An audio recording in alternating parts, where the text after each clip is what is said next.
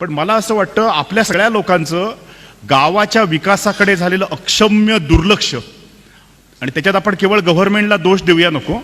Government, गावातले शिकलेले लोक, म्हणजे कोकणाचं निम्म नुकसान जर कोणी केलं असेल तर कोकणातल्या सारस्वतांनी ज्या दिवशी कोकण सोडलं, कोकणाच्या नुकसानाला सुरुवात झाली असं मी म्हणतो. कारण स्ट्रॅटेजिक प्लॅनिंग करण्याची क्षमता, आणि सारस्वत बाय कास्ट आपण म्हणूया नको, नाहीतर आपण गडबडीत अडकू. मी जेव्हा सारस्वत शब्द जेव्हा म्हणतोय याचा अर्थ शिकलेले भूमिपुत्र जेव्हा गाव सोडून मुंबईमध्ये जेव्हा जातात तेव्हा गावामध्ये अडाणी लोक राहतात आणि स्ट्रॅटेजिक प्लॅनिंग होत नाही, आणि राजकीय पक्षांना ही खेळणी सांभाळणं खूप सोयीचं पडतं. कारण प्रतिप्रश्न विचारणारा गावात जेव्हा कोण नसतो तेव्हा दर 5 वर्षांनी त्यांना चुना लावणं खूप सोयीचं पडतं. प्रॉब्लेम तिथे आहे. त्याचे मला प्रामाणिकपणे असं वाटतं अक्षम्य झालेलं दुर्लक्ष एक मुद्दा. दुसरा मुद्दा प्रदीप, मला असं वाटतं की जी दुनिया मी टीव्हीवर बघतो आणि जी दुनिया मी जगतोय ह्याच्यामध्ये प्रचंड डिस्पॅरिटी आहे. त्याच्यामुळे मी जे जगतोय ते मला दिसत नाही, आणि जसं मी जगतोय ते मला जर जगणं असह्य होत असेल तर मला असं वाटतं एक सोशल डायलिमा क्रिएट होतो. आणि मला डॉक्टर म्हणून असं वाटतं डिप्रेशनचं एक कारण जर ते असेल जे मी बघतोय ते मी जगू शकत नाही. विदर्भातला मनुष्य, यवतमाळचा मनुष्य गळफास खूप उशिरा लावतो, तो रोज खरं तर मरत असतो. गळफास लावल्यानंतर त्याची बातमी होते.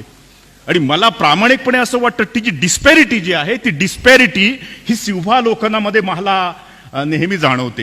तिसरा महत्वाचा मुद्दा हा असतो, आपली राजकीय नेतृत्व जी असतात ती शेतीतनं उभारून आलेली नसतात, ती पैशाच्या बळावर निवडून आलेली असतात. म्हणजे पदवीधर मतदारसंघाला सुद्धा 2000 रुपये मत जेव्हा घेतलं जातं तेव्हा माझ्यासारख्या माणसाला असं वाटतं कसलं कर्माचं शिक्षण आणि कसले संस्कार. म्हणजे गावातला छोटा दरिद्री मनुष्य 500 रुपये मागतो तेव्हा राजा आम्ही चिंता करणार, पदवीधर मतदारसंघाला 2000 जेव्हा दिले जातात त्याचं उत्तर कोणाकडे आहे. आणि मला असं वाटतं हे लोक प्रश्न सोडवतील असं आम्हाला वाटतंय. सिंव्हा लोकांमध्ये ही सगळ्यात मोठी मला चूक वाटते. त्याच्यामुळे कधीतरी एकदा त्या पक्षाला सांगावं लागतं, बाबा तुझ्या पंखामध्ये ताकद आहे, तू कुठचाही झेंडा न घेता ते पंख फडफडावलेस तरी तू उंच जाऊ शकतोस. भगीरथचा रोल बेसिकली तो आहे. प्रदीप, एक शेवटचं सांगतो आणि माझं बोलणं थांबवतो. मी थांबतो एवढ्याचसाठी, नंतर ना काय केलं, कारण मी राजाला मगाशी म्हटलं आम्हाला डॉक्टर लोकांना क्रोसिनच्या फार्मॅकॉलॉजीमध्ये अजिबात इंटरेस्ट नाही. क्रोसिन कोणत्या कंपनीची त्याच्यामध्ये इंटरेस्ट नाही. आम्हाला इंटरेस्ट आहे त्या पॅरासिटामॉल दिल्यानंतर ताप जातो की नाही. आम्हाला खरं तर ताप कोणत्या प्रकारचा आहे त्याच्यामध्ये इंटरेस्ट नाही. त्याचे आम्ही हे बघतो की ताप जातो की नाही, आपला प्रयत्न तो आहे. आणि तो ताप जात असताना मला नेहमी असं वाटतं की सरकारी यंत्रणेवर जशी लोक अवलंबून राहतात, राजकीय व्यवस्थेवर जशी लोक अवलंबून राहतात, तशी जर स्वयंसेवी संस्थेवर जर लोक अवलंबून राहत असतील तर मला असं वाटतं आम्ही तिसरी पुन्हा मोठी चूक करतो. आम्ही स्वयंसेवी संस्थेवर अवलंबून असलेली यंत्रणा निर्माण करतो. सिंव्हा लोकांना मला आणखीन एक वाटतं, पोपटराव पवार आणि अण्णा हजारे ह्याच्या पलीकडे नाव येऊ शकत नाही. मीडियाने एकदा ही नवीन नावं शोधली पाहिजे असं मला वाटतं. तेच नाणं तुम्ही किती वर्ष गाजवणार आहात. आणि हा प्रश्न जो आहे मी मोकळेपणाने एवढ्यासाठी वापरतो, तेच नाणं आम्ही किती वर्ष वापरतो. कधीतरी आम्ही कॉस्ट बेनिफिट रेशो काढणार की नाही.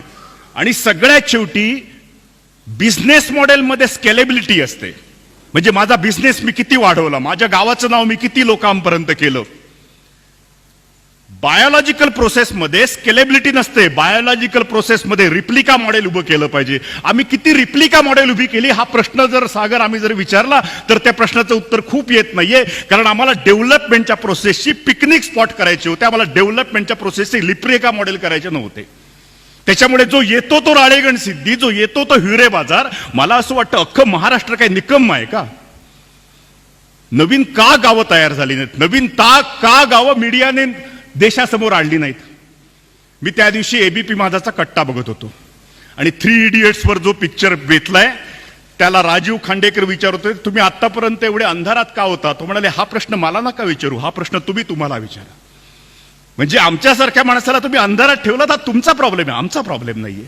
मी त्या दिवशी बाबा आमटेंचा पिक्चर कोणीतरी बघितला आणि गमतीन कोणीतरी असं म्हटलं नाना पाटेकरने काम खूप चांगलं केलंय. मला असं वाटतं प्रॉब्लेम तो आहे. म्हणजे आम्हाला नाना पाटेकरचं काम भावतं, आम्हाला बाबा आमट्यांचं काम भावत नाही. आणि मीडियाने कधीतरी एकदा विचार केला पाहिजे आम्हाला कुठच्या मार्गाने जायचं आहे. कारण मी आत्ता जे बोलतोय त्याचं प्रभाव क्षेत्र मर्यादित आहे. मीडियाचं प्रभाव क्षेत्र खूप मोठं आहे. मला असं वाटतं ह्याचं शिवभावावलोकन झालं पाहिजे. मी एक शेवटचा मुद्दा सांगतो आणि माझं बोलणं संपवतो. एक मुद्दा असा, मी एकदा गुजरातला भूकंपामध्ये गेलो होतो. मी दोन्ही भूकंप बघितलेत. लातूरचा भूकंप बघितला, त्याच्यामध्ये दारिद्र्यातलाही भूकंप मी बघितलाय आणि श्रीमंतीतलाही भूकंप मी बघितलाय. आणि दोन भूकंप मला अजूनही जसं आठवतात. आणि मला गुजरातचा भूकंप आठवतो. एका जिरावाला नावाच्या शेतामध्ये आम्ही होतो आणि तेव्हा त्याने मला सांगितलं होतं, डॉक्टर जब तक हमारे गाय और भैंस जिंदा है, असे किती भूकंप येऊ देत, आमची पचवायची ताकद आहे. जोपर्यंत माझी गाय आणि बैल जिवंत आहे, मला असं वाटतं एकूण विकासाच्या प्रक्रियेमध्ये गावाच्या अर्थशास्त्रामध्ये शेतीपूरक उद्योगाचं जे बीज जे आहे, मग कोंबड्याचं असेल, शेळीचं असेल, बाकीचं असेल, ते आम्ही समजून न घेतल्यामुळे इन्फ्रास्ट्रक्चर डेव्हलपमेंट म्हणजे ग्राम विकास. तुम्ही आदर्श सांसद ग्राम विकास योजनेमध्ये जरी बघितलं तर तुमच्या लक्षात येईल त्यांचा सगळा भर इन्फ्रास्ट्रक्चर डेव्हलपमेंटवर आहे. डॉक्टर म्हटल्यानंतर काहीतरी कठीण बोललं पाहिजे असं लोक म्हणतात आणि मला ते पटतं. त्याच्यामुळे एक शेवटचं कठीण वाक्य सांगतो आणि माझं बोलणं संपवतो. खरं तर वर्ल्ड बँकेने एकदा आपल्या देशाचं विश्लेषण केलं होतं. इंटरनॅशनल मॉनिटरी फंडचे लोक पंडित नेहरूंना एकदा भेटायला आले होते आणि ते इंटरनॅशनल मॉनिटरी फंडचे लोक असं म्हणाले होते पंडित नेहरूंना, स्वातंत्र्यपूर्व काळामध्ये काय म्हणाले ते खूप लक्षपूर्वक आहे का, सगळ्याची बीजे तिथे आहेत. म्हणजे नेहरूयन मॉडेल की गांधीयन मॉडेल याच्या डिबेटमध्ये आपण जाऊया नको. आणि आडनाव देवधर असल्यामुळे त्या डिबेटमध्ये मी जर पडलो तर सागर पुन्हा आणखीन प्रॉब्लेम मागे लागायचे. त्याच्यामुळे मला असं वाटतं let us have intellectual discussion. World बँकेच्या इंटरनॅशनल मॉनिटरी फंडच्या माणसाने पंडित नेहरूंना असं म्हटलं, भारतासारख्या निसर्गाने समृद्ध देशातील लोकांना गरीब ठेवणं किती कठीण आहे त्याची मला जाणीव आहे. ते वाक्य आहे. आय रिपीट, हे भारतासारख्या निसर्गाने समृद्ध लोकांना पॉलिटिकल लोकांनी गरीब ठेवणं किती कठीण आहे. म्हणजे आम्हाला कधी ना कधीतरी माझं बायोमॅस बँकिंग कोण शिकवणार आहे की नाही, माझ्याकडे काय आहे आणि मी काय विकू शकतो. मी एका गावामध्ये वावडिंग नावाची एक वनस्पती मिळते, आमच्या कोकणामध्ये ती खूप मिळते, ज्याला विडंगारिष्ट म्हणतात, जे कृमीसाठी औषध वापरलं जातं. म्हणजे आमच्या एका गावामध्ये काल मी गेलो होतो, तिथे वावडिंगाची जवळजवळ 70,000 रुपये वावडिंगातनं त्याला मिळतात, जे वन्य झाड आहे. आमच्या एक गाव आहे आसोली नावाचं, त्या गावाची केवळ सुरंगी, ज्याला आपण म्हणतो सुरंगीचा वळेसर, ज्याचं नंतर अत्तर तयार केलं जातं, त्या सुरंगीची उलाढाल आहे 6 कोटीची एका छोट्या गावाची. म्हणजे आमचा मुंबईतला चाकरमानी सुरंगीची फुलं वेचण्यासाठी मुंबईतनं रजा घेऊन येतो. प्रदीप, याच्यापेक्षा आणखीन वेगळं काय पाहिजे अर्थशास्त्रामध्ये. आणि तुम्ही कसल्या गजाली सांगता हो, सॉफ्टवेअर इंजिनियरचा अमुक पगार तमुक पगार. एकदा आमच्या कोंबडी पालकाकडे या, त्यालाही 4 लाख रुपये मिळत आहेत. कोणाचा सेवक नाहीये, तो युरोपचं काम करत नाही हिंजेवाडीत बसून. आपल्याला सगळ्यांना कौतुक कोणाचं आहे माहितीये, आम्हाला कौतुक आहे हिंजेवाडीचं.